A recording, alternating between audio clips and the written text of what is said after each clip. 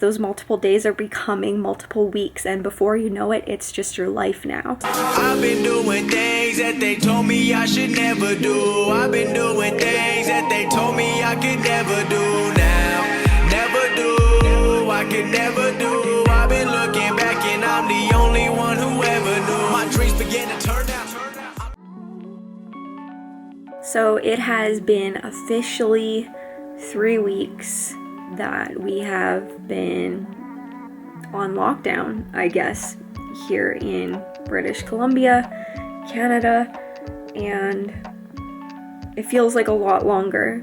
I thought that, I don't know, it felt like it was at least 5 weeks, but yeah, it's only been 3 weeks.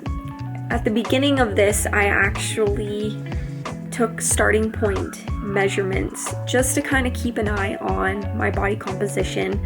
I always find that, if I have an opportunity to do just a little bit of an experiment just to see how things can kind of change, if they can change at all when there's other dramatic changes in your life. So 3 weeks ago, of course, the gyms closed down and our entire lives have been completely turned upside down.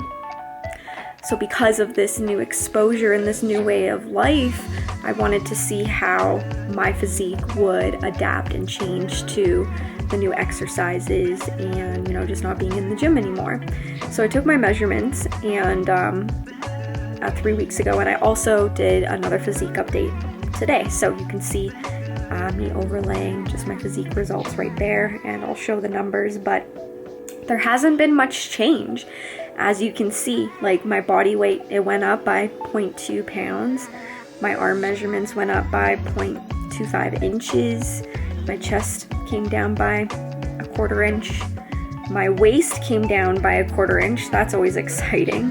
Then my glutes came down 1/4 inch, which isn't as exciting. We never want to lose those booty gains, but hey, that's okay. Thighs went up and my calves went up. So overall, these aren't overly dramatic changes, but they're all moving, except for my glutes, in the right direction. And the biggest thing is my body weight is maintaining the same, which is pretty exciting. The reason I wanted to bring this up today was because I've been maintaining over this 3-week period doesn't mean that it has been a smooth sailing road where, I've here's the popular term, where I flattened the curve when it came to my body weight. It's actually been going up and down like this quite regularly on a day-to-day basis. So it's great over a longer term basis, 3 weeks, it's been pretty steady. But if I look back on a day-to-day basis, it's fluctuated quite a bit. And the reason for this is, probably due to multiple reasons. My stress has been up and down all over the place.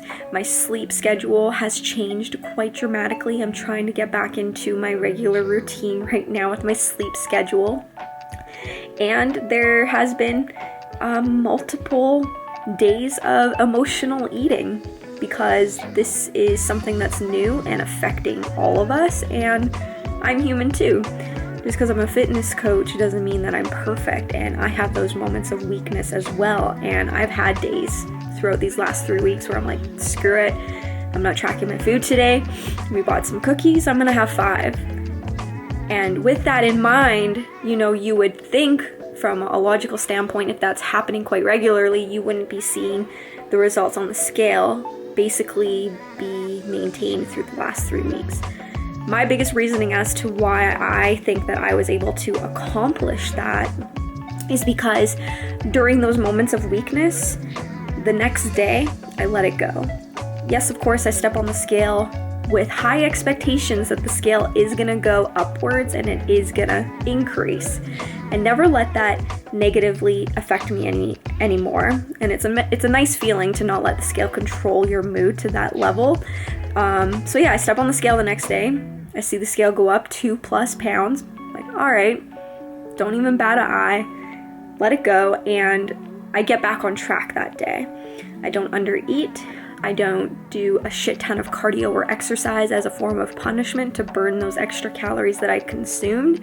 I let it go, and I get back on track with what I was previously doing prior to the emotional eating episode. And as well too, I reflect. I take a step back. I'm like, hey, where did my day break down? Where did I notice that the emotional eating started to come into play? And for me, it's in the evenings. My moods, not so much anymore, which is exciting, but my moods throughout the last 3 weeks have drastically gone down in the evenings, and my stress is at an all-time high. And typically when our stress is at an all-time high, our willpower goes down and we start craving things, sugary things, savory things, all of those palatable, yummy foods that allow us to kind of take our mind off of whatever it is we're stressing about. So I reflect, I learn from it, and I recognize, okay, my willpower is at its lowest in the evenings, my stress is at its highest in the evenings. Maybe moving forward, I can try to, play with my food timing a little bit where I can have, a treat in the evenings, but I'm not going completely overboard. So I let it go, get back on track, self-reflect, learn, and keep going.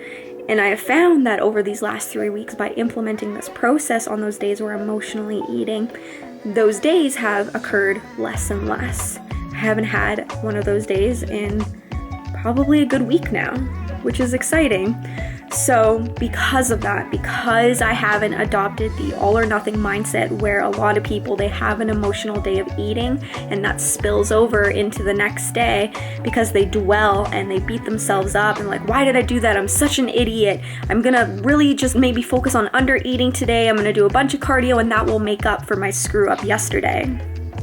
Not realizing that you can only do that for so long, and depending on how much you're under eating or doing as much cardio, you're going to be hungry again in the evenings, and it's a vicious cycle, and the same thing is probably going to occur multiple days, multiple weeks, and then at that point it's become a habit, and that's where people get into trouble, and that's why the all or nothing mindset is so dangerous.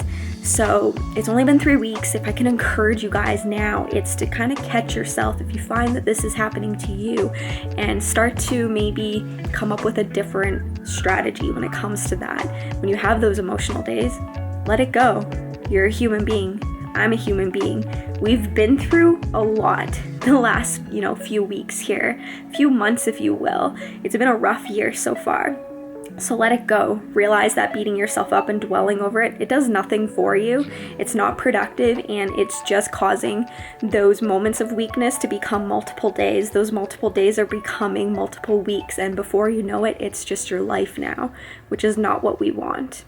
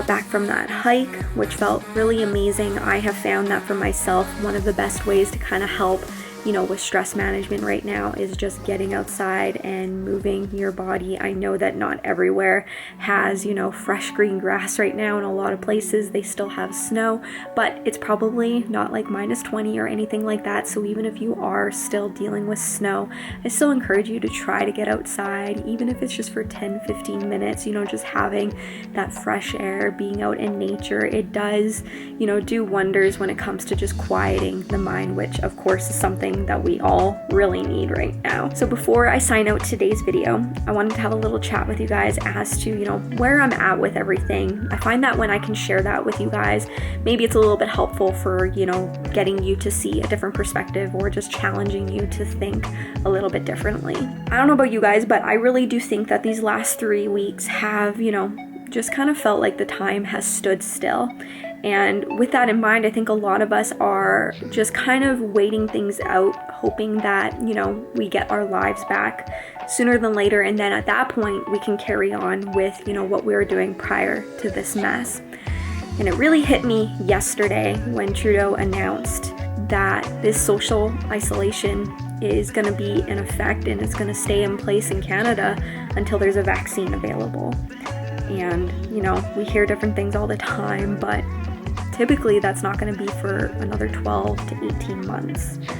And it really hit me yesterday. I'm like, hey, I have really been coasting these last 3 weeks. I've been trying to do just small things throughout the day to keep me productive, keep my goals in the back of my head, but I haven't been really, you know, striving for that level of progress that I normally do, and just been kind of coasting. And when it hit me yesterday, I'm like, I can't continue living like this, especially if this is the new normal. Like, this is our lives now. And I think that everybody is going to kind of get to that acceptance stage at a different, you know, time during this entire process. If you're not there yet, it's okay. I think that, you know, you need to kind of look at this as a way as, you know, we just lost somebody in our lives. You know, when you go through the grieving process, everybody gets to that level of acceptance, that acceptance stage at a different time when it comes, you know, it depends on the person. We are grieving over a world that is never going to go back to where it was. You know, it's never going to be how it used to be. And finding a way to accept that, it's tough. It's a challenge, and people are coping with that right now. So for myself, where I'm at right now is, I think I have accepted that everything's not going to go back to the way it was. This is our new way of living, and it's going to get easier. It's going to get better. You know, the world is going to evolve. It's going to adapt. There's going to be new protocols in place to make sure that everybody is still, you know, practicing social distancing. Maybe there will be, you know, voice automated things in the elevator where I don't have to hit the button to say what floor I'm going to go to. That's where the world is going to end up going. And because of that, you know, I've made the decision that I can't continue to coast. I need to get back to where I was prior to this mess and recognize that my goals are still there. There are things that I still want to achieve. I know where I'm going, even though I don't know where the world is going. So because of that, I need to try to focus on controlling my situation, even though everything else around me is uncontrollable. And I think once I realized that yesterday and I got to that, you know, that acceptance level, it made things a little bit easier. You know, I found a little bit more peace in my days, and it gave me a little bit more structure to recognize that I need to, you know, change things. I need to restructure my days, my weeks for my new life, and, you know, try to let things go and recognize that, you know, it's time to move on. And like I said, I think everybody will reach that point at some point or another, at some time or another. If you're not there yet, I totally understand. Take your time, allow yourself to go through those stages of grief. I think a lot of people right now are being bombarded on social media that you need to act this way, you need to act that way, you need to be sad, you need to be productive with your time right now. But I really think that it doesn't have to be one or the other. You can do both at the same time. Try to focus more so on being self-aware with what you need right now and be okay with that. Just because Joe Blow on Instagram is crushing it in the productivity department and you're not quite there yet, don't beat yourself up about that. That's just where I'm at with everything right now, so I don't know. We'll kind of see how that changes. But I'm just trying to stay positive about it and recognize that, the longer I live in the past and am continuously upset that things aren't the way that they were, the longer it's going to take me to find that peace and happiness again. Because at the end of the day, I want to be happy. I want to be progressing and moving that needle forward. And that's ultimately my goal right now. Hopefully that's helpful, you guys. I don't know. I hope you guys like this week's vlog. If there's anything that you want to see going forward and next week, if you guys want some more at-home workout ideas, let me know and I can do something up for you guys and keep things nice and fresh moving forward. And yeah, I hope you guys liked it. So having said that, happy Easter weekend to everybody. Stay safe out there and I love you all so much. Make sure you guys like, comment, subscribe to the channel, and I will see you in the next one.